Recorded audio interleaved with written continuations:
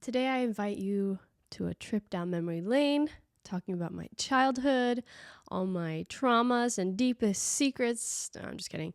But I am going to be talking about my experience as a child and my school, my specific school that I attended, and my thoughts on it. And comparing it, I guess, to traditional is the word I was looking for, schooling. Obviously, most common is public school, and I don't think there's anything generally special about public school. You sit at a desk all day, military style. You raise your hand if you want to speak, and the teacher calls on you.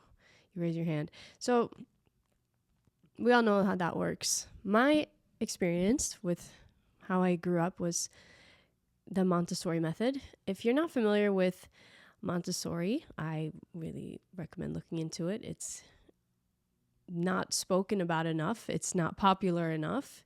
I attended a Montessori school from the time I was in daycare, pretty much, so around 1 or 2 years old through 6th grade, so 12, 13, something like that.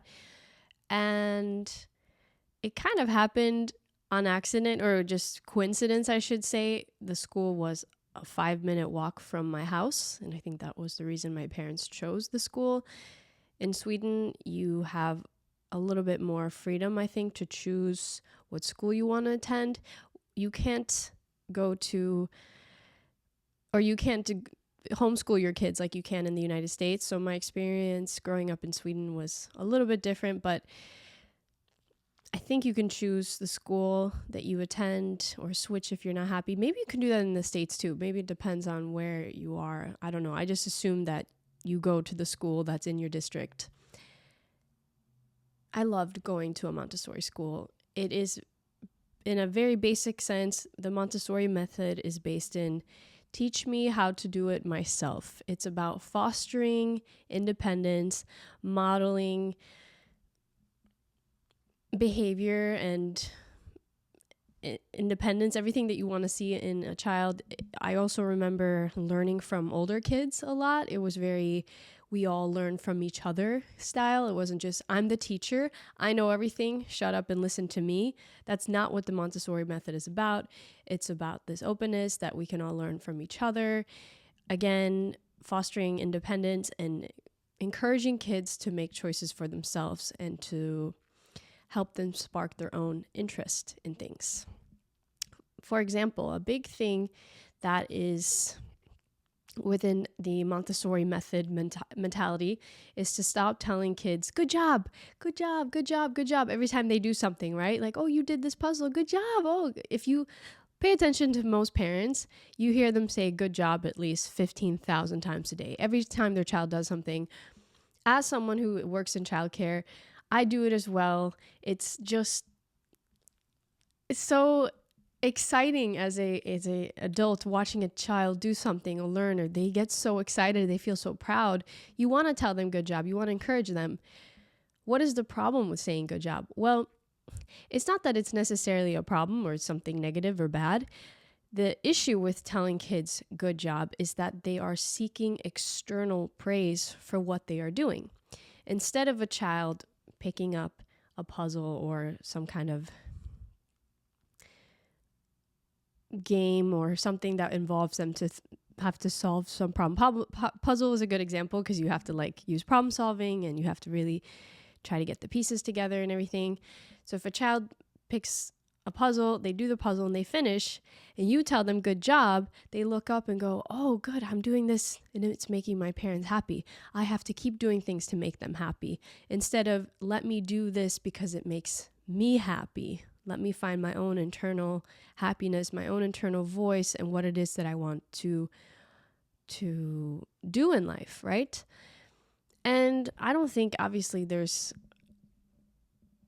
a problem with telling your child good job and encouraging them and telling them you're proud of them. But I do think it's a problem when you do it too excessively, like anything, right? Too much of a good thing is not always so great. So I think it's important to encourage children to just explore, to make mistakes, to fall, to try again, all these things, right? And let them be, right? Let them figure it out. Don't intervene all the time and fix it for them. Like, we have that urge to pick everything up for them if they drop something, or help them out with everything. Sometimes it's good to just let them figure it out on their own. I credit a lot of my independence, my way of being as a human, as an adult, to the Montessori method and how I grew up. I also learned to take responsibility for my things. I think as adults, we look at children's toys and go, well, whatever, they don't have any value. After they're done playing with it, we'll just throw it all away. It doesn't matter. And that's not the point. The point is you teach kids to take care of things, because what you're really doing with raising children and you're teaching them how to be good adults, right? They're like mini adults in training, if you will. Like, that's one way to look at it and one way to phrase it. But they're learning everything about the world. So the more you allow them to just do whatever, it doesn't matter, don't take care of your things, throw them everywhere. And I think that is the most common thing, especially that I see in this country. I'm sure it's common everywhere. I can only speak to my experience in the United States because this is where I live. But I see so many children just have an abundance of toys and they're just thrown everywhere. It's just like a big mess, and parents just surrender to it. Just like, yeah, well, that's having kids. And I'm like, no, you have to teach them these things. Children are born into this world knowing nothing. They even have to learn how to suckle when they're first born, right? They don't know how to do all these things, that like chewing and eating, and all these things are learned. So we cannot expect children to come into this world knowing anything, or knowing that they have to take responsibility for things, or show respect for things and other people's things and other people. We have to teach them that. That's our responsibility as adults. So I really liked this method. Everything was put away in its place at school. Luckily, I have very organized. I had an organized home as well, so everything was where it was supposed to go, and every time you went to play a game or do a puzzle, all the pieces and everything you needed was there. That's the other advantage. You're not looking for things everywhere. They're not just scattered, and you're teaching children to do it for themselves. They have to look after their own things. And I thought it was great. And I showed up to school and I was like, today I feel like doing this science thing, or today I want to do this geography thing. So it was just really allowing kids to do whatever they want, which probably sounds crazy to someone who is not familiar with the Montessori method, and they're very brainwashed to believe in traditional school. The problem with traditional school is that it produces obedient people who don't think critically, and that is majority of the planet. Most people in this world are just trained, brainwashed, brought up, whatever term you want to use, to just follow orders. And that's why a lot of people become confused after they graduate. What do I do now? I don't know. Nobody's telling me. I have to choose. I have to go work. Do I start a company? Do I do this? I don't know what I'm supposed to do. Nobody's telling me, because their whole life for 18, 20 years, they have been told, do this. Now it's time to do this. Go to this class. So when I came to middle school, around age, so I think I was 13, 14, something like that. It was almost like a culture shock for me. Even though I was in my own country still, I was in the same country in Sweden, I was like, what is this? I have to go here at this time. Actually, I did have a little introduction to it prior, because I did live in the US for a while during my childhood. I was around age 11. I did live in the United States for a while. I went to school here, so I got a feel for that. That was the biggest culture shock for me, because that was complete opposite of what I was used to. And that was just a typical public school. I didn't go to Montessori school here in the United States. So that was hard for me. It was very hard for me to adjust. It was like a jump into something completely new. And maybe some people feel that traditional schooling, you learn more, or it's better because you're like forced to take tests and you have to do this and you have to stay on top of all this stuff. And I disagree completely, because so much information that our children are learning, people, we've all been kids at some point, that we're learning isn't retained. It's just gotta remember this, memorize all these facts for the test. And as soon as the test is over, it's like, yeah, well, now I don't have to think about that anymore. And what's the point of that? The whole point is to retain information. So if you foster independence in children and you allow them to choose what interests them, they're more likely to actually be interested, first of all, and the information is going to stick because they're interested in the material. Of course, you still have to do math. You still have to do all these different subjects that you might not want to do.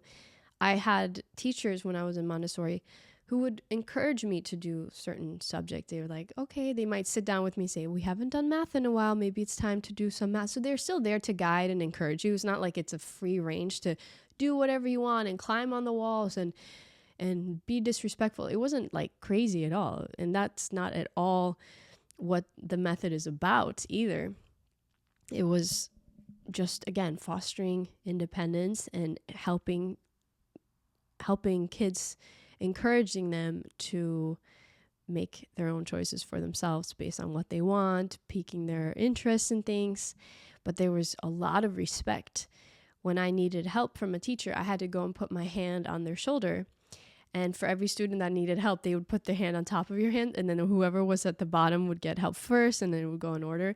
So you didn't go up to the teacher and go, hey, excuse me, I need help, teacher. There was none of that. You just went, you put your hand on their shoulder, and you stood there quietly until it was your turn. So I learned a lot of respect. I learned, like I said, independence and all these things from this method.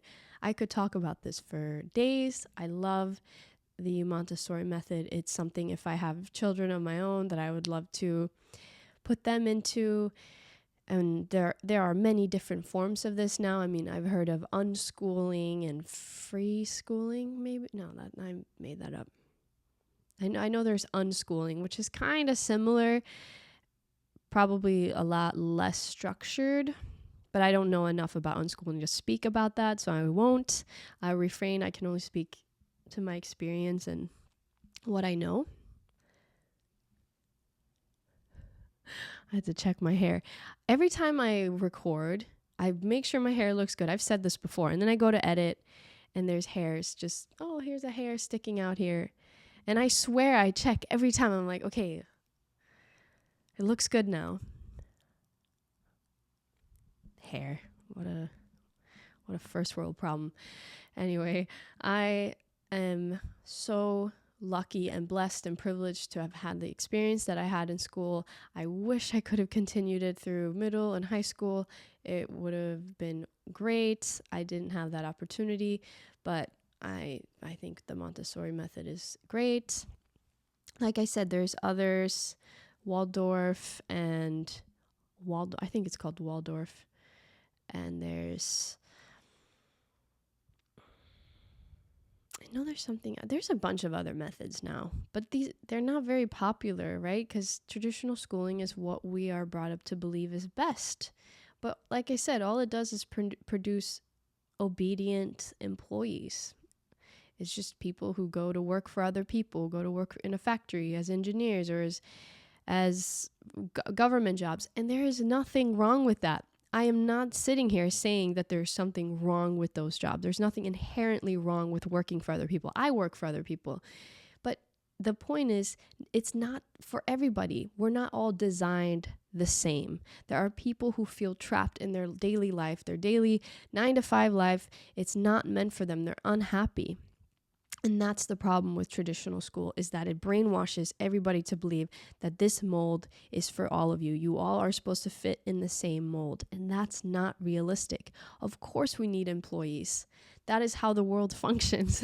That's how we were able to have the society that we have, because we have people who go to work for other people. We can have all these different companies and the way everything is run, we need that. So I'm not saying that that's shameful or bad or you should be embarrassed or absolutely not at all what I'm alluding to. I have to be so clear. I feel like people just twist your words on the internet. It's like, well, my experience, I love doing my job. It's like, that's not the point. The point is that it's not meant for everybody.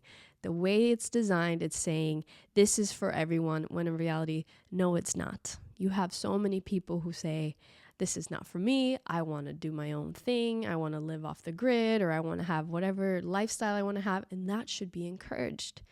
I think we should all encourage people to do what it is they want. Ask kids as many questions as possible. What do you want to do? What are you interested in? Oh, you like that? Oh, cool. Okay, that's cool. Do you want to do this? And don't put so much validation behind it, or try to validate their choices. And that's good. You want to do it. No, just it is what it is. Okay, you want to do that? That's great. Cool. And allow them to develop their own sense of the world and what they want to do. I think that is very important, because we have so many unhappy people in this world who are living lives they're not meant to live, and they don't know anything different. That's why I'm here to talk about it. I think this is so important. More people need to know about this. Obviously, I'm a big believer in this method, and I think it would change the world.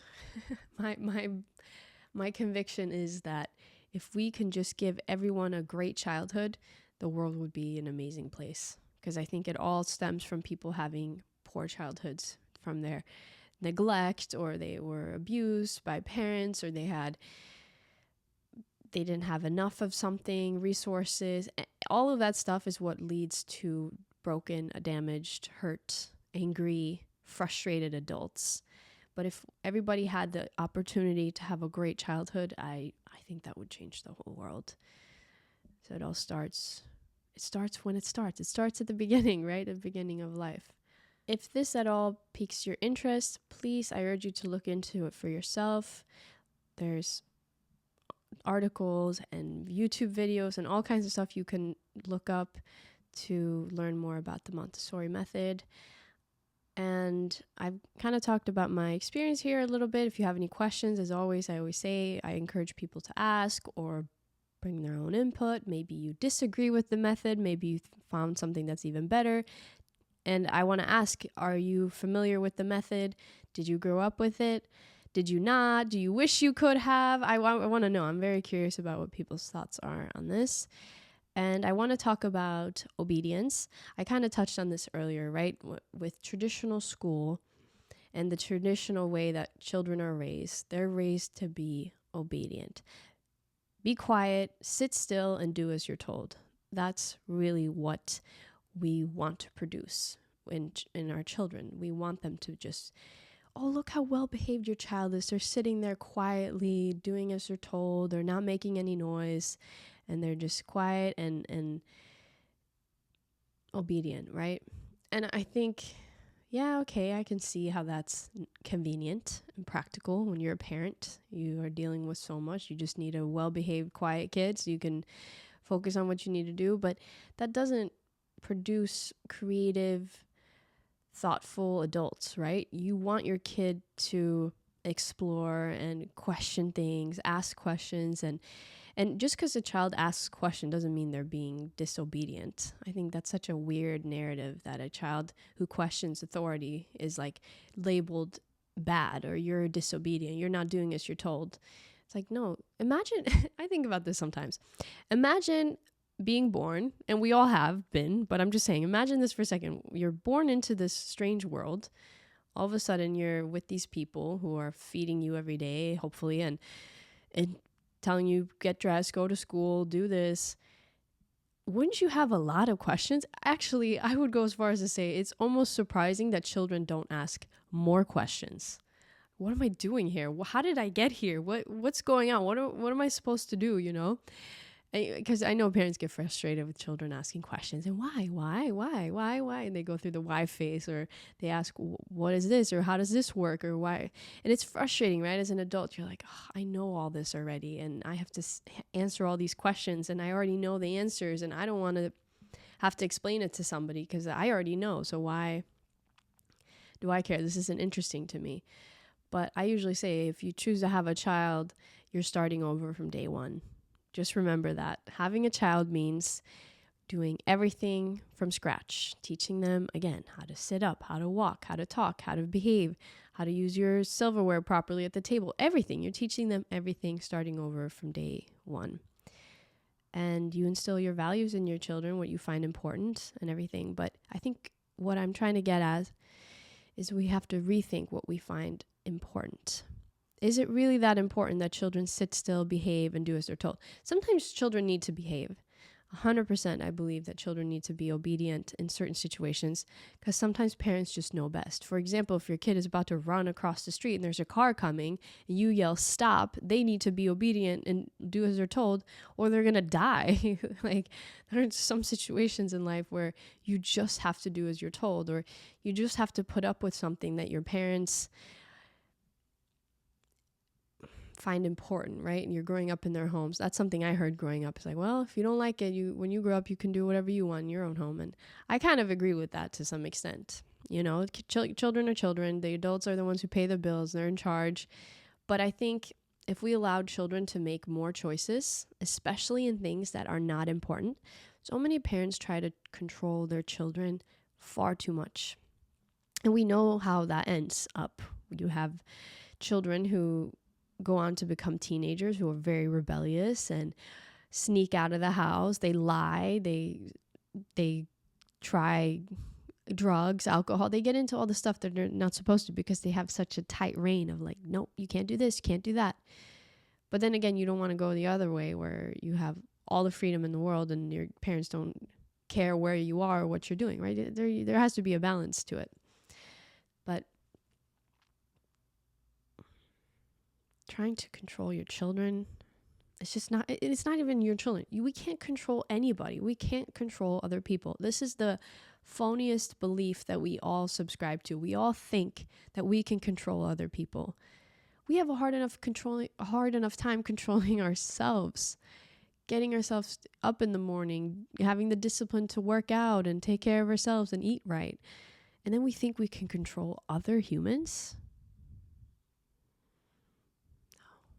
And we just end up miserable in the process. And I think so many parents are exhausted because they're trying to control their kids and trying to control their decision. I see so many parents. I'm very thankful I didn't grow up this way, but I know so many friends and of people who say things like, well, you know, my parents have been saving money for me to go to college since I was born, and they expect me to become an engineer or a doctor or a lawyer. So if I don't, then I'm going to disappoint them. And I'm like, that's crazy. If you ask me, I don't think obedience is important. Again, there are certain situations, like I said, they're running across the street or doing something dangerous.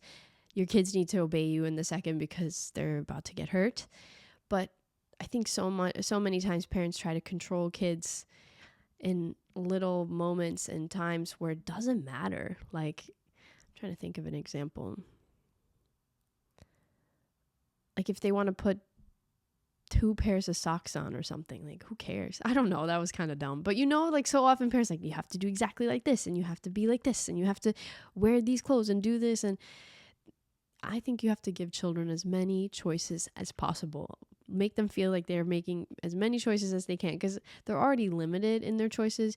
You choose where they live. You choose the lifestyle that you're going to have for the family. You choose all these things as an adult, right? But the kid just kind of has to accept whatever that is until they're old enough to change whatever they want to change. But allow them to make as many choices as they can.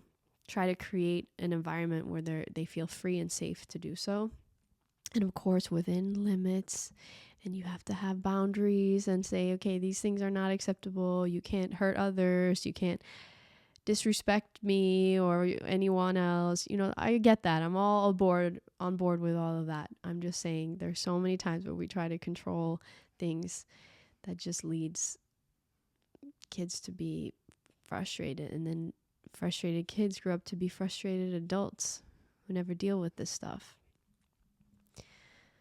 Obedience is garbage. That's what I say. I'm a rebel.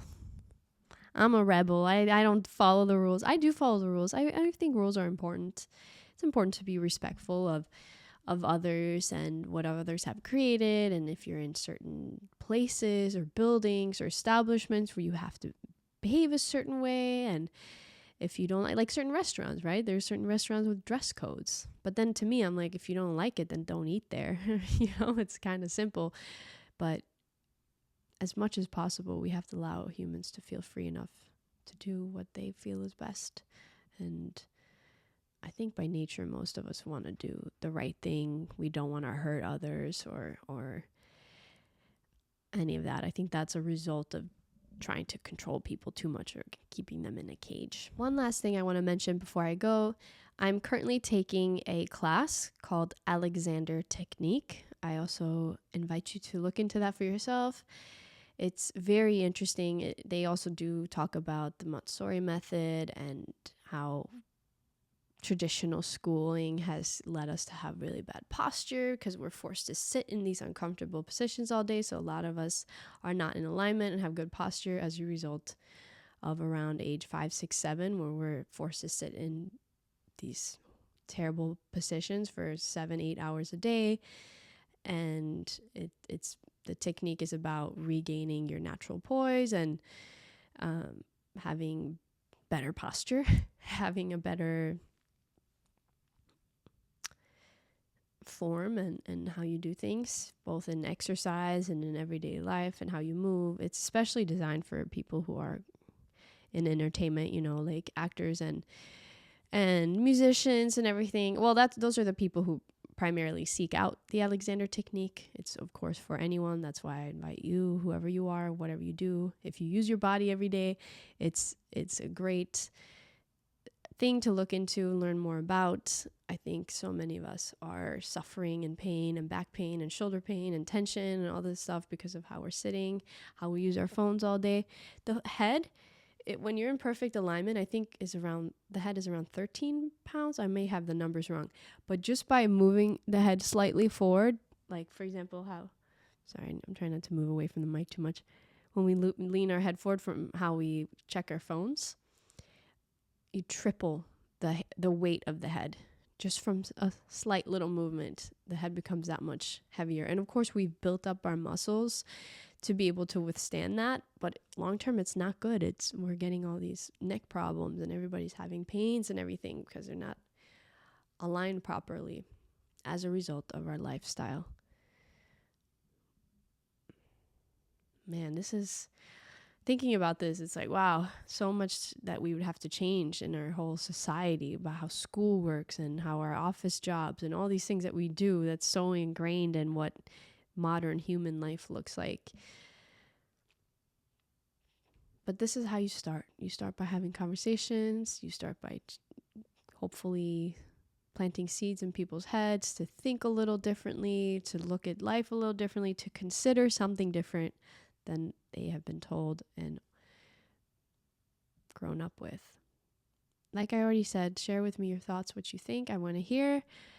And I will be back for more. Bye.